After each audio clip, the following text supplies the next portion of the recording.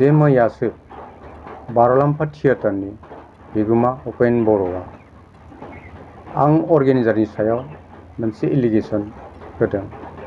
बे दुखुनि बाथ्रा। बिथाङा लिरदों दि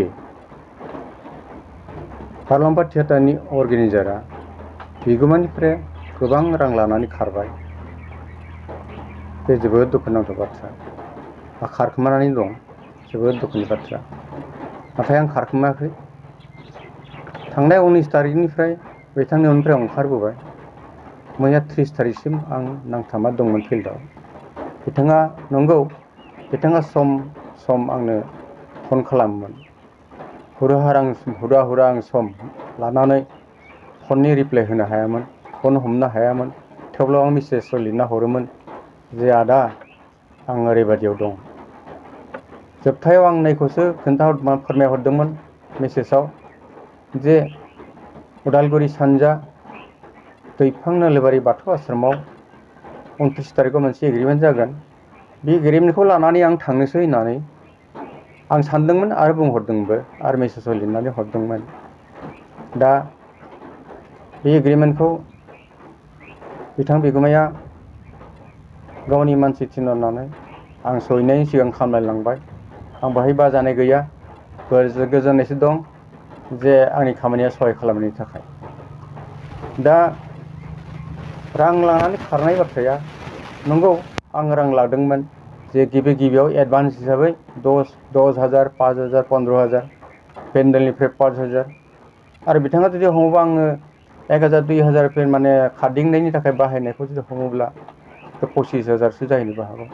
बा बिथांनि लिरनायाव साननायाव जेसेबां जायो एसे एनै बारायनोबो हागौ। आं बहाय बाजानाय गैया, आं बहाय कुइसन गैया। नाथाय नैबेसो आं थांनाय मे मासनिफ्राय बार'लाम्फा थियेटार बिगोमाजों रायलायलायनानै थियेटाराव आं हाबहैदोंमोन बा खामानि मावहैदोंमोन। आंनि आखाइजोंनो बिथाङा माखासे रिंगु दामसाफोर महरगिरिफोरखौ एग्रिमेन्ट खालामबाय। जेरै आंनि फंबायनि फिसा गायिका एक्ट्रिस कहिमा, गायक हादरसा रमेश एक्टर, बेबायदिनो माखासे एक्टर एक्ट्रिसफोरखौ आङो डेन्सारफोरखौ एग्रिमेन्ट खालामनानै होदोंमोन आरो बेबादिनो सहैबायबो। बाथ्राया जाबाय मा, आं समनि लोगो लोगो फिल्डआव गिदिंदोंब्लाबो बिगोमाया गावनो मिथिगौ माखासे सम आंजों गिदिंफादोंमोन। बे बाथ्रा बुंनांगोन, आंहा मोनसे गिनाय दङ। जिहेतु आं 19 तारिखआव ओंखारबोबाय, माने ब्लेंक दलिनाव सहि लाखिदोंमोन। बहायबा मा लिरो मा लिरा आं बेखौ मोनसे गिनाय दङ। आरो ओमफ्राय बिथाङा आं मोनसे खावलायो आदा बिगोमाखौ FIR बाथ्रा, FIR दा होसै। FIR खालामब्ला केस मामला जायो।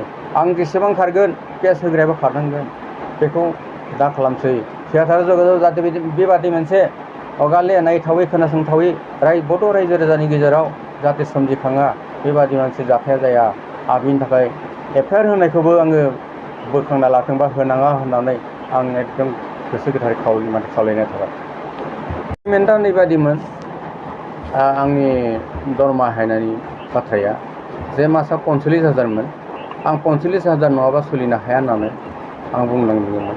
आरो हाखायाबो, आंनि न'फोरा गिदिर, संसारा गिदिर, खरसाया बारा, बेखायनो आं बिनांदोंमोन। आरो दिनै बिथाङा दुखु मोननानै दंब्लाबो जाहाथे बेखौ बोखांना लायो। आंनि दरमाया थांनाय जुलाइनिफ्राय माने एग्जिकिउट जानाय बाथ्रामोन, जनाय बाथ्रामोन। दा जुलाइनिफ्राय दिनै आगष्ट मास मोननै जाबाय। जुदि बिथाङा अननानै होयोब्ला आं बिथांनिफ्राय लाबोनाय माखासे जेरै 25,000 बा 30,000 थाखा बेफोरखौ बेहायनो दाननानै लाथों आरो माखासेखौ मोननांगौखौ आं बिफिनला, आं बेखौनो बुंबाय। फिल्डनि हाल साला मोजां नङा। देग्लाय पेन्डेलखौनो लाखिबांनो नागिरा। थेवब्लाबो रायलायै फैयै खेलायैनो कनभिन्स खालामनानै आं मोनब्रै दानबायमोन। मोनब्रैनि गेजेराव मोनसे एडभान्स फैसा हरनो हायिनि थाखाय जावलियानि पेन्डेलखौ केन्सेल खालामनांगौ जादोंमोन। नै दाख्लै बावैसो बिथांनि मानसिजों खालामनायजों दाबो मोनब्रैयानो दं। दा बहाय गिबि पेन्डेला जाबाय पुरनि भेरगाव दंबावो हरिसिङा बाथौ आश्रम बाटासिपुर आं एग्रिमेन्ट खालामनाया बे एग्रिमेन्ट बिलाइ आरो एडभान्सफोरखौ जेसेबां फैदों फैयाखै बिथांनो बिलाइफोरखौ हैजोबनाय जाबाय। आंनि आगाव एग्रिमेन्ट गैया।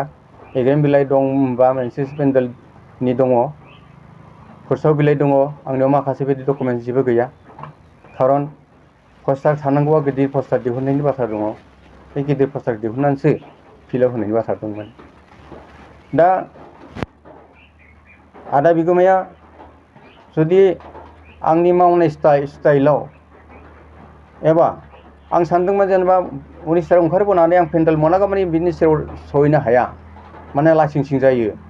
आं फिलारफोरनि सिगाङाव बुंबोनाय बादियै आं पेन्डेल खालामगोन बिदि होननानै आं 10 दिननि उनावबो पेन्डेल मोनसे दिन्थिहैनो हायाबा आंहाबो लाजिनाय दङ आरो दुखु मोननाय दङ। बेखायनो आं पेन्डेल मोनसेबाबो लानासो थांगोन होननानै सानबाय थादोंमोन आरो मेसेजाबो लिरना होदोंमोन। दा बिथाङा मा सानखो मिथिया।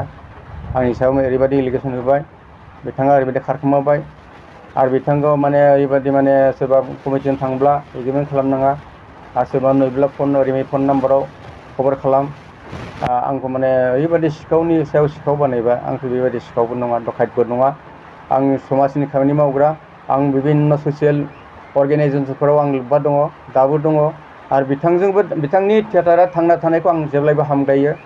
बिथाङा आंखौ दिनै अर्गेनाइजार हिसाबै लाखियाब्लाबो आं बिथांनि अर्गेनाइजारखौ साइडआव थानानैब्लाबो आं सहाय खालामगोन। आं